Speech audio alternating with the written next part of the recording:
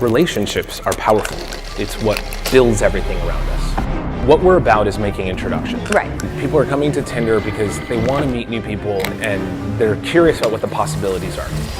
How did a simple swipe become a billion-dollar industry?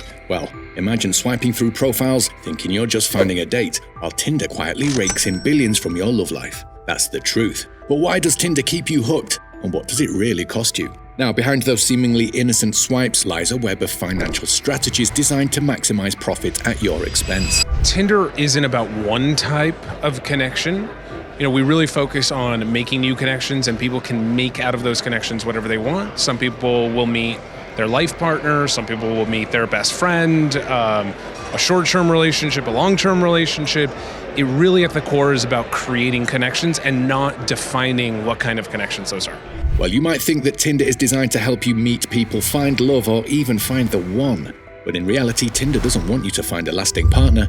Yes, you heard that right. In truth, Tinder's business model thrives on keeping you single and longing. Every time someone finds a partner, Tinder loses 2 customers, and that's a problem for their business. On one hand, Tinder is an amazing business story, revolutionizing online dating. On the other, there are countless claims that the company prioritizes profits over people and plays with our most fundamental emotion, love. Instead of promoting true connections, Tinder cleverly monetizes loneliness. It's a masterclass in using emotional triggers to keep users engaged and spending. Did you know that Tinder secretly rates your desirability with a hidden score, affecting how often your profile is shown? Moreover, the company behind Tinder owns most of the other popular dating apps too, all driven by the goal of keeping users in their target market. Now, this is the reality of Tinder, where your love quest is just another revenue stream. But first, let's take a journey back to when Tinder was just a fresh, exciting app that everyone was buzzing about. Originally, Tinder was all about fun. Swiping through singles in your area felt like a game. The matches were rolling in, conversations were lively, and you thought, this is fantastic. But then things started to shift. Matches become scarcer, messages slowed down, and suddenly ads were everywhere. You noticed that your daily swipe limit was restricted, and the app that once seemed like a gateway to new connections now felt like an app designed to get you to spend more money. The thrill of meeting new people was gone, and you started wondering if you were missing something. That's when Tinder Gold enters the picture, promising to revive the excitement and boost your profile. It seemed like a lifeline. Eventually, people started making the purchase, $14.99 a month, which seemed worth it for a return to dating success. And initially, Tinder Gold was indeed worth it. It was like the old Tinder. Your matches and messages picked up, and you felt like you were back in the game. But before long, the excitement dried out again. But Tinder now had a new pitch, Tinder Platinum, for an even heftier price. This constant cycle of upgrades is when one starts to wonder what is really going on. Now, to grasp the full picture, we need to rewind a bit more. Sean Rad, the founder of Tinder at just 18, was done with classroom theory and was eager to create something of his own. He initially developed Orgu, an all-in-one messaging and video chat tool with some friends. Though Orgu didn't take off, it sparked Sean's confidence in his ability to innovate. He teamed up with college friend Justin and, along with software engineer Joe Munoz, conceived an idea for a new dating app based loosely on the concept of hot or not. Then, in February 2012, after 3 intense weeks, they produced a prototype of what was then called Matchbox. The app featured a simple thumbs up or down to indicate interest, but feedback suggested it would be more engaging if users could swipe through potential matches. This led to the creation of the now famous swipe feature. Now, the app was developed during a hackathon hosted by Hatch Labs, an incubator owned by IAC, a massive conglomerate that controls many popular dating platforms like Match.com, OkCupid, and Plenty of Fish. It's no surprise that IAC invested in the new app.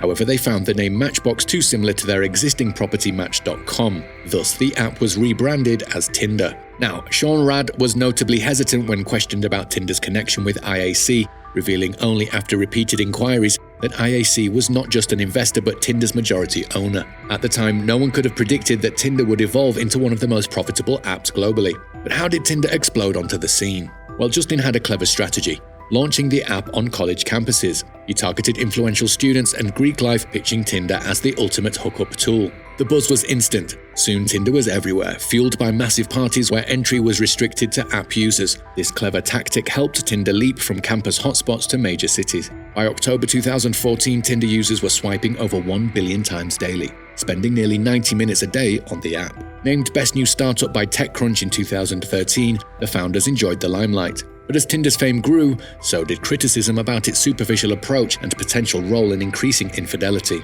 The The real drama, though, was unfolding behind the scenes. Yup, the most controversial part of Tinder's success story is its aggressive money-making strategies. As Tinder soared to become the fastest-growing social media app and a top dating platform in the US, investors began pushing for a return on their investments. To meet these demands, Tinder's founders looked to cash in on their massive user base. In 2015, Tinder introduced its first premium subscription, Tinder Plus. But this move wasn't just about offering new features like Passport, which allowed users to swipe globally, or Rewind, which let you undo a previous swipe. Tinder knew these additions alone wouldn't drive enough users to pay, so they began making their free version less appealing to nudge users towards the paid tier. They limited the number of free swipes you could make in 12 hours and started placing ads between profiles. The free app now felt watered down, frustrating many users. But for Tinder's board, the success of Tinder Plus was a goldmine, and their revenue skyrocketed. However, this success brought legal trouble. Tinder's pricing strategy was criticized for being discriminatory. They charged $9.99 for Tinder Plus if you were under 28, but $19.99 if you were over 28. This led to a lawsuit in California, costing Tinder millions in compensation. But in places where no lawsuit was filed, Tinder continued this age-based pricing. Research showed discrepancies in charges based on age, gender, and location, creating an uneven playing field. Despite the backlash, Tinder's premium subscription model was a hit, bringing in money faster than ever. The logic was clear. Men outnumber women significantly on dating apps. A study found men typically get fewer matches, affecting their confidence and driving them to pay for premium features. As a result, Tinder's revenue grew as users were pushed into paying for Tinder Plus. But the board didn't stop there. They introduced Tinder Gold, a higher tier subscription for an extra $5 a month. This tier allowed users to see who swiped right on them and get a free profile boost every month. As Tinder added more features, free users reported seeing fewer interactions, pushing more people to upgrade. Next came Tinder Platinum, a premium tier costing $19.99 a month or more if you were over 30. This subscription allowed users to message others before matching, undermining Tinder's core concept of mutual attraction. In 2019, the US Federal Trade Commission sued Tinder's parent company Match Group for using fake users to lure men into subscriptions. Tinder also hid potential matches from free users, enticing them to pay to see who had swiped right on them. Tinder also capitalized on microtransactions. Want more profile boosts? That'll be up to $70. Priority likes or super likes, which make your profile stand out, they cost extra, often making users appear desperate. Tinder's strategy transformed dating into a pay-to-win game, where the odds were stacked against those who didn't spend. Every month, users were hooked, continuing to pay to avoid the frustration of fewer matches. Tinder's business model isn't just about making money. It's about keeping you engaged. When you sign up, Tinder boosts your profile to give you some quick matches, hitting that dopamine rush. But soon the matches taper off. Just as you're about to quit, Tinder sends a notification, a new match. This cycle keeps you hooked, swiping endlessly in search of more matches. Interestingly, Tinder uses a desirability score, rating each user's attractiveness and showing their profile more or less frequently based on this score. The less attractive you are, the more you might have to pay to get seen by more people. And the more attractive matches you find, the less money Tinder makes. This creates a paradox. The better the matches, the less you might spend. In a dramatic twist, Tinder's co-founders sued Match Group in 2018, accusing them of inflating Tinder's valuation to steal billions from them. After years of legal battles, Match Group settled, paying Tinder's co-founders $441 million. Despite its controversies, Tinder's journey is a wild tale of innovation, drama, and a reminder of how a dating app turned into a massive business empire. So, next time you swipe right, ask yourself, are you playing the game or is the game playing you? If you found this video informative, make sure to hit that like button and subscribe to our channel for more.